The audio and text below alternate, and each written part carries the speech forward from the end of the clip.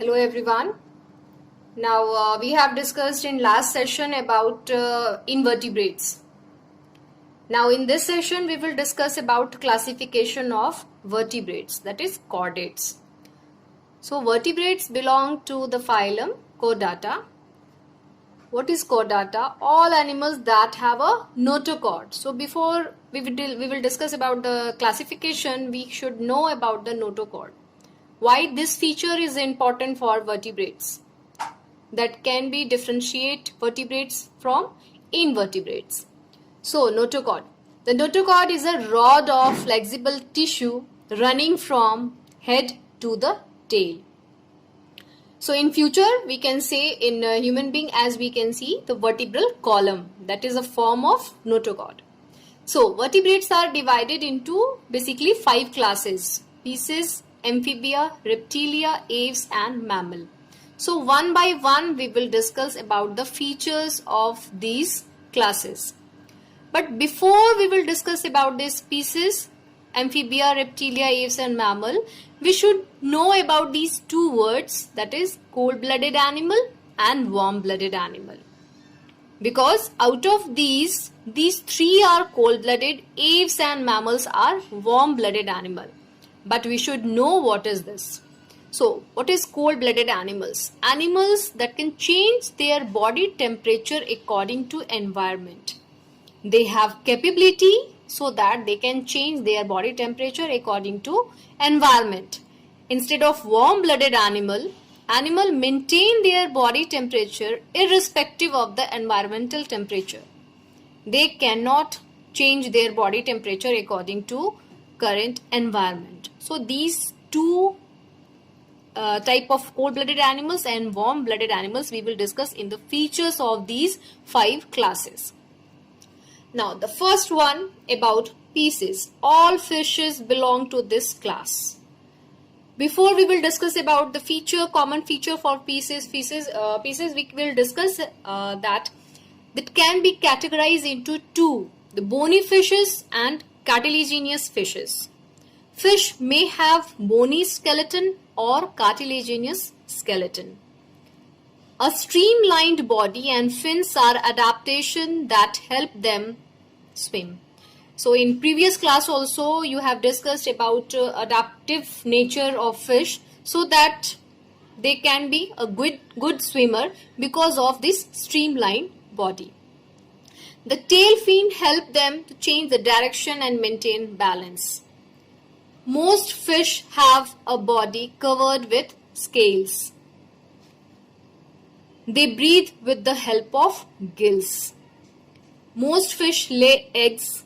Some species of shark, seahorse, rays give birth to young ones. That's an exceptional case. So, example for this is ray fish, shark, etc. So the next one is Amphibia.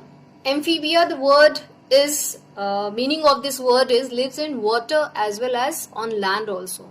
The animal can survive in water as well as on land. That is the specific feature for Amphibia.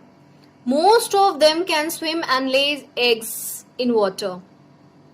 They usually have webbed feet that help them to swim, but they can survive on terrestrial form also. In direct development present, that is larval stage, called tadpole larva. Amphibians are cold-blooded. Now this cold-blooded, that is we have discussed just in this session.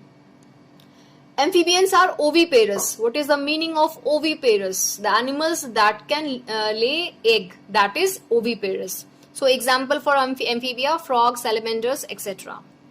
Next one is Reptilia.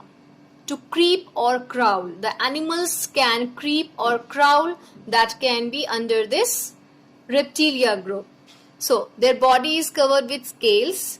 Reptiles may be aquatic or terrestrial. All reptiles breathe through their lungs. Snakes have flexible backbone and powerful muscles to help them crawl or swim swiftly. Most reptiles lay eggs with their leathery shells. Some give birth to young ones. Reptiles too are cold-blooded. So we have already discussed about species, amphibia and reptiles, and these three are cold-blooded animals. Next we will discuss about aves and mammals. Those are warm-blooded animal. So the next one is aves.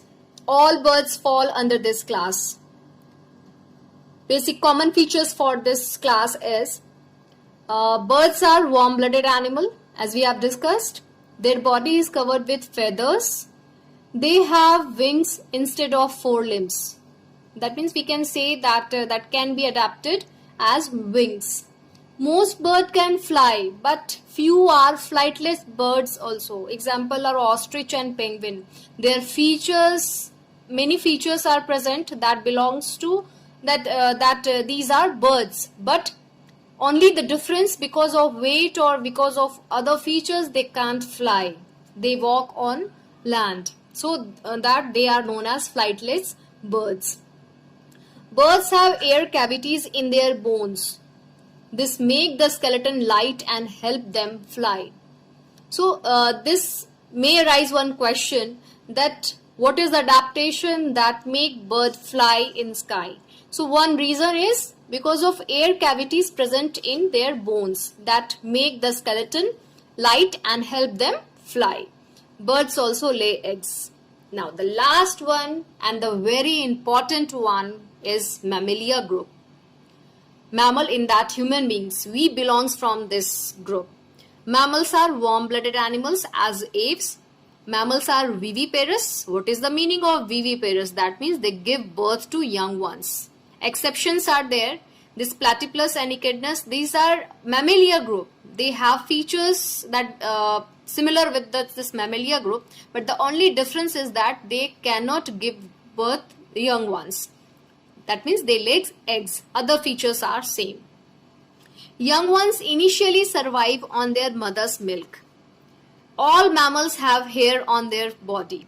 Most mammals have external ear and nose. Mammal breathe through their lungs. And the best example for this Mammalia group is mammal, human being, we are. Cat, dog, these all are belongs from this Mammalia group. So that now we have discussed about classification of vertebrates as well as invertebrates in previous session.